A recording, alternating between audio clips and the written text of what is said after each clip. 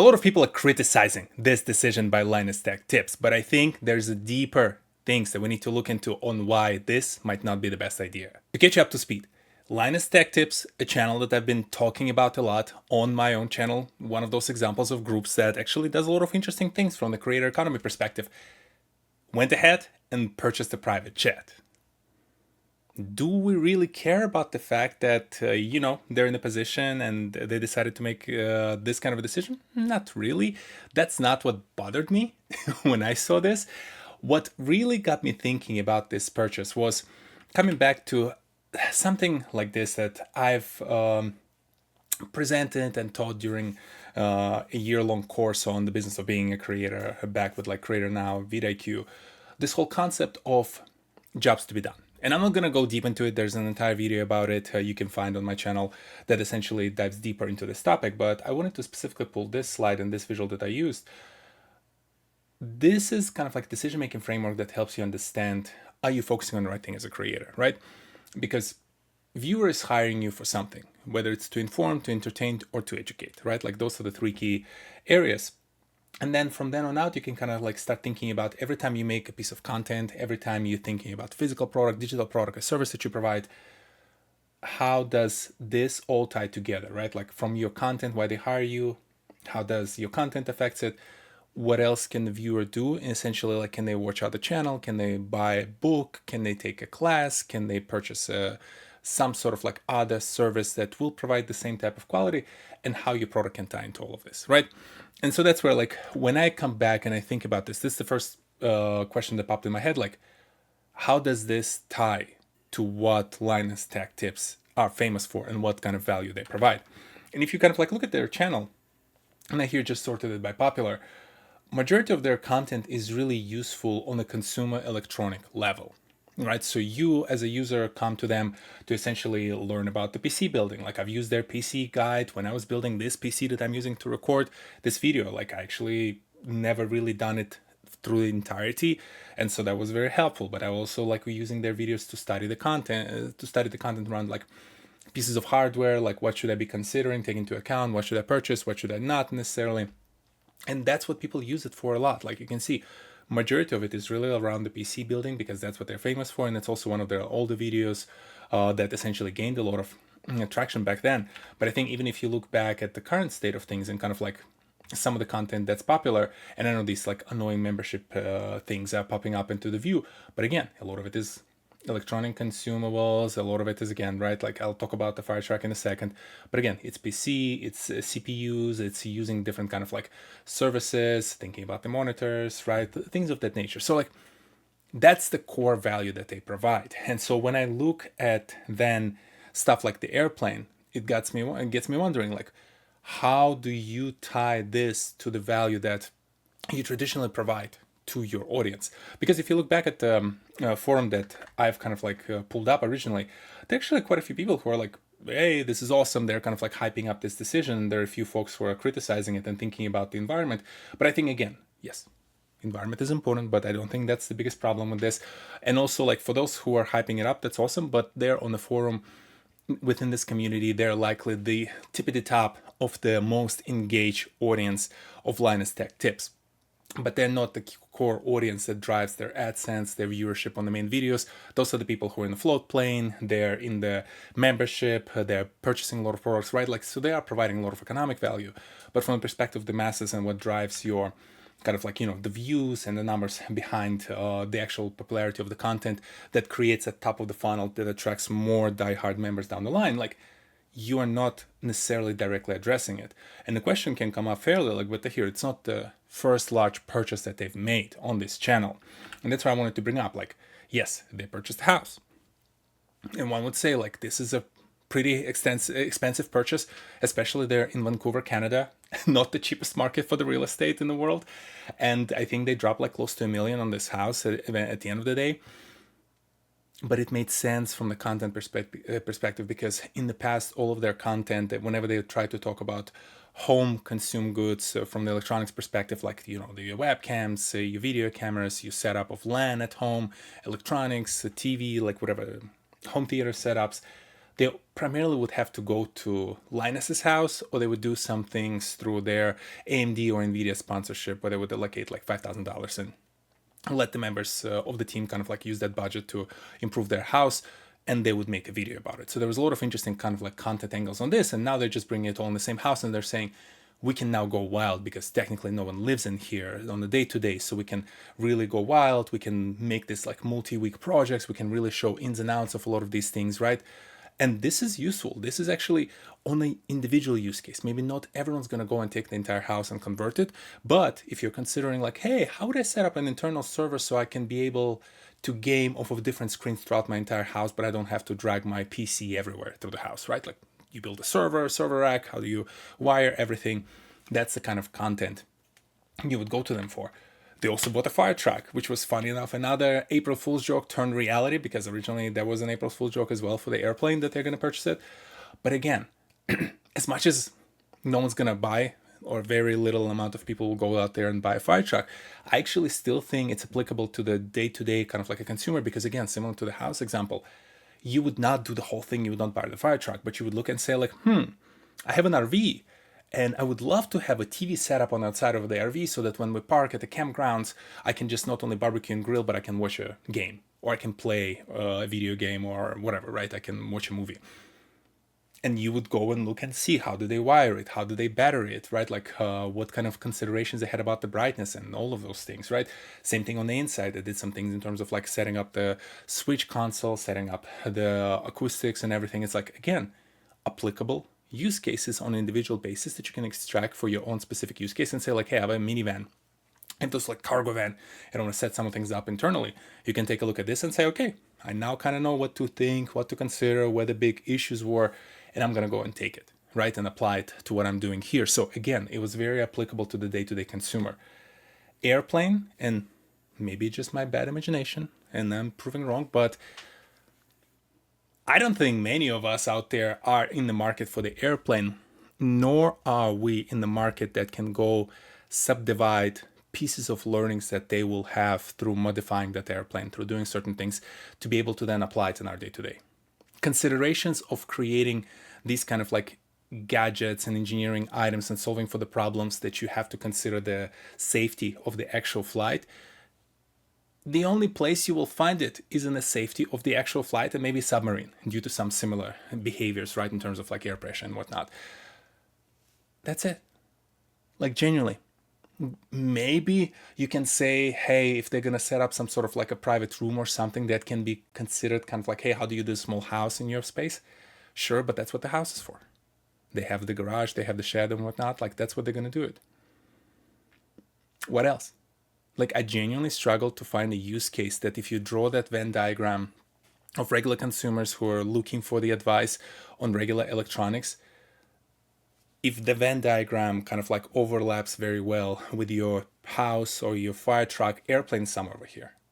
It's way out there, outside of the periphery. There's barely any overlap. There's maybe like 10 people who watch LTT on the regular who would be in the same zone. And even if you can play out and say, but here, maybe this is a play for the new audience. Sure, but how big is that audience? How many of those people entering the top of the funnel as they flow through it and as they subscribe to services purchased from LTT store and things of that nature will be able to make up for the investment that they're making in this airplane, right? And also there was this whole like girl math scenario that they did in the video when they were trying to explain how because of the new engines that were set up and the new maintenance package and all this other thing, there's a potential for selling this airplane a few years down the line at the same cost, if not more, to even make up for some of the operating expenses. Sure, but there are a lot of assumptions in it. There are also a lot of assumptions in the fact that the market will always be there. And I'm sure, again, the number of people out there easily, wandering the parking lots looking for the next airplane to buy is very slim and very small. And it's a process and there are commissions involved. There's promotion involved, right? Like it's going to be its own entire beast to recoup those costs. And so that's where from the business decision perspective, as much as I saw some folks like hyping up and saying like, oh, this is great, it's going to be cool for content, like I'll check it out, it's going to be interesting content, but like it ain't going to go nowhere from there, right? I don't think it's going to attract millions of more subscribers to the channel. I don't think it's necessarily going to provide opportunities to create more of those like embedded trusting, deeply engaged, viewers who are then going to go again, subscribe to your membership, subscribe to your float plane service, subscribe or purchase something on the store, right? Like, again, I think there's a very small percentage. Your conversion rate on that audience will be abysmal, right? And that's the business side of things. So like from the business perspective, like right now when I'm looking at it on paper and I had a couple of days to think about it, I just think it's a bad business decision. I think it can be an interesting, it's a hype thing to do, it attracts some attention, but that's it, right? It's kind of like doing a silly prank on TikTok and getting a bunch of views. Like you did the silly prank didn't provide necessarily any incremental value to your current audience. So you're not really growing your channel. You just got the spike in views on a single video, and it's probably going to subside until your next video that you're going to try to do something else, and it's going to have a little bit of a less of a spike because people now know what's happening. They know LTT has a plan, so it's no longer a novelty. So whatever you do on the inside, right? Maybe you run some promotions, maybe you run some contests on the last land show. You're going to, tax it out somewhere close by, and people will be able to go and enjoy it. Like there's some interesting things you can do, just none of them will justify the cost. Like I have a hard time seeing how they're going to make up for the cost of creating all this content plus purchasing the airplane against the benefit that they're going to gain from the content and all the smallest number of new subscribers and viewers that they're going to achieve. So that's a business side. But now we also need to talk about an internal personnel perspective. There's Jake, right? One of those long-term LTT employees who did a ton of great content, really enjoy his stuff. He has a new channel, right? Like he's doing some interesting things. He had this banger of a quote in the video when he was talking about kind of like why he left, right? And it's essentially someone who was kind enough for me to document it because I don't want to mess up with the video and whatnot. But it's essentially, as you can see, says you kind of start thinking while you're working on your boss's third house, if you're ever going to be able to afford your own house, right? And it kind of like was his way to comment on both the career prospects, being part of the LTT team. And he was like one of the core team members, right? It's literally was him and maybe another couple of guys who were like pretty much carried the entire channel, right? Alongside Linus. And they're there questioning their career prospects. They're questioning their ability to create financial future for themselves, right? As for sure, Linus did go through, 3 houses now through the course of at least that I've been following him. And as he's been upgrading and building new things and spending money kind of like on all of this. And makes sense, he's the boss, right? Like he is Linus in the Linus Tech tips, right? Like he's the founder of the channel, one of those 2 people who founded it. Like I have no gripes against him enjoying the spoils of his victory. The problem is he's no longer an individual YouTube channel owner. He's one of the leaders of the company. He's not the CEO. I know they hired the CEO, but again, he has 100 or so people working for him. I think it was, I don't recall, last time I checked, it was like, I think it was somewhere between like 100 and 120. He has a lot of people who have their lives, who have their things that are going on in their day-to-day. And again, where they are, I'm sure they're paid fairly, but they're not necessarily paid to the level, I'm sure, in the current, especially environment, where they would feel that they're completely set, right? To Jake's example. And again, I bring up Jake because Jake was one of those like core people. You would think that he's one of those individuals who would really be kind of like taken care of by a company, but seemingly based on what he said in this video, he was not. You also had a couple of other folks like Alex and a couple of other guys who also left for unbeknownst reasons. Some of them mentioned, some of them did not. But ultimately, I'm not going to be surprised if they just decided to take opportunity in their own hands. And like in Jake's case, he's almost at 600K subscribers. Awesome.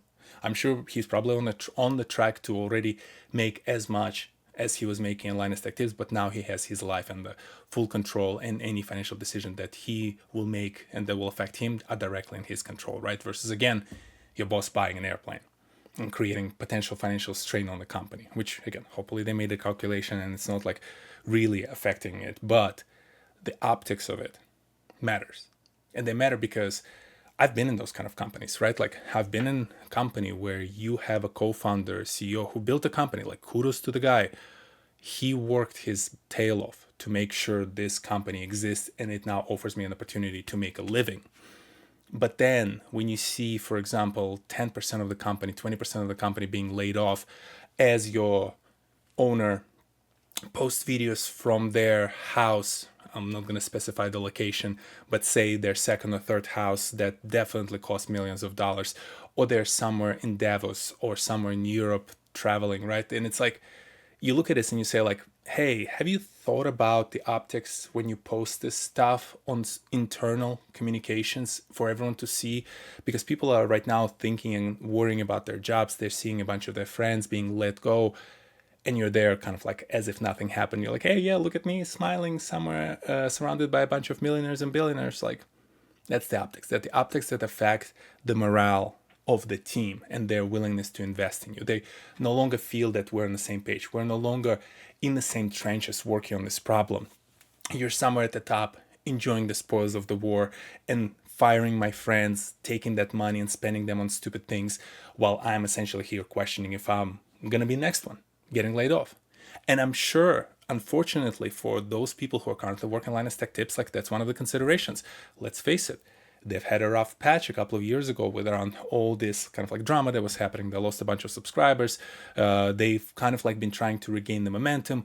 Their videos are not doing as hot, right? Like again, if we'll come back for a second to some of these videos, right? Like again, they hit consistently 900 to a million, which is great. Like some of them are a little bit under, but that does not necessarily compare to their top videos, which were making 10 plus, right? Like over 5 million. So like on average, their views are lower the way compared to where they were originally.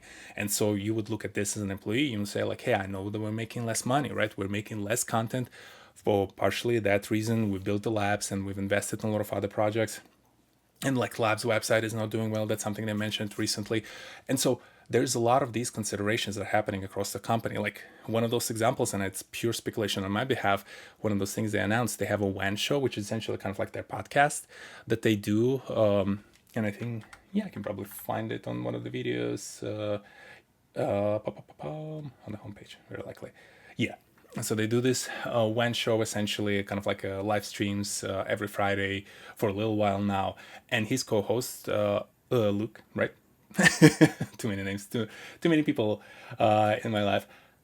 He recently was announced to become a part owner of this specific WAN show. And my speculation, it wasn't because Linus wanted to do it. I'm pretty confident it was because Luke was about to leave.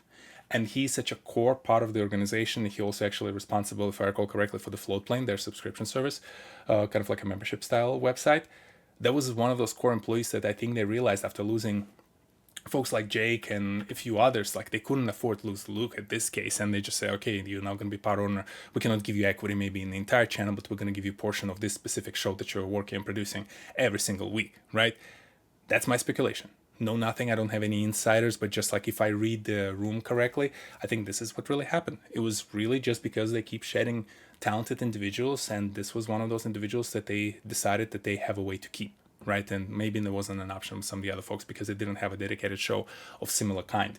But coming all the way back to this whole issue of that you're creating is that you are creating now certain level of mistrust within the organization with these kind of moves, because the optics of it is that we're here trying to figure things out. We lost some talented people. Our content is not necessarily as hot as it used to be, and we're out there buying an airplane. And no matter what you say, right, in those cases, and I trust me, again, from my perspective, being in one of those companies, when you see co-founders or founders do this kind of stuff, like they're gonna say all the nicest things, but you're watching the action, you're watching what they do, and it's like, I don't care what you say, no matter how well you phrase things, how you justified and did your girl math that everything's gonna be financially okay for us. You're still making a decision that from the action of it makes zero sense from the business perspective, right? Like what I just described in terms of lack of overlap with your core audience. So it's like you're completely drifting and getting distracted from this, right? And that's where, like, from my perspective, I just wanted to pull up, like, this is by far not the first time I'm talking about LTD. It's actually one of my favorite groups to talk about, because I really like what they do, and I've been analyzing and making content about their merch, talking about Linus specifically in very positive ways, talking about kind of like the balance that he had to strike between like being a businessman and being the content producer. But as someone who really wants them to do well, I feel like I'm in the right position to criticize, because I spent enough time analyzing their business across all those videos and talking about different branches of their business to be in a position to say and make a pretty strong, I think, opinionated statement. And I think it's based by the fact that I've done my analysis and fair share of learnings about their channel, that it's a bad financial decision. And it's bad on both of those parts, right? It's bad from the perspective. I don't think financially it will make sense, and they're gonna regret it. If not a few months and a year from now, when they realize it, just like the content doesn't pop as they wanted it to pop, it doesn't build up the top of the funnel for some of these more devoted subscribers, and it doesn't really provide with them the opportunities to justify the cash burn and operating costs right now, because that's one of those things people always forget. They're like, yeah, but Matt, because I'm gonna sell it, it's gonna be fine. But it's like, you're gonna have to get to the point to sell it, and you're gonna still have to carry it. You're still gonna have to pay for it, right? There's, I'm sure, an interest on that purchase because they didn't pay cash. Hopefully, they didn't burn as much cash on this, and they hopefully took out like a mortgage kind, right? Like a lease on it. So you're going to have to pay for all the financing, for all of that, for all the maintenance, for the crew potentially if you want to do certain things, for the inspections, because you're going to be trying to modify things. And we're dealing with the airplane here, so there's going to be some inspections and things of that nature that you need to hit, because this thing hopefully needs to go through the air and safely land, right? You have that.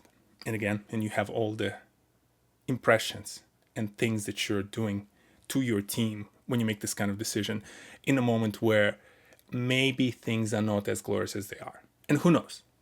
One of those things I know for sure, like financially, they're still okay, right? Like they did kind of like a deep dive on their videos from the revenue, from the expense perspective. They didn't put the exact numbers, so we don't necessarily know exactly how profitable the business is, but it's profitable. So like they're not struggling.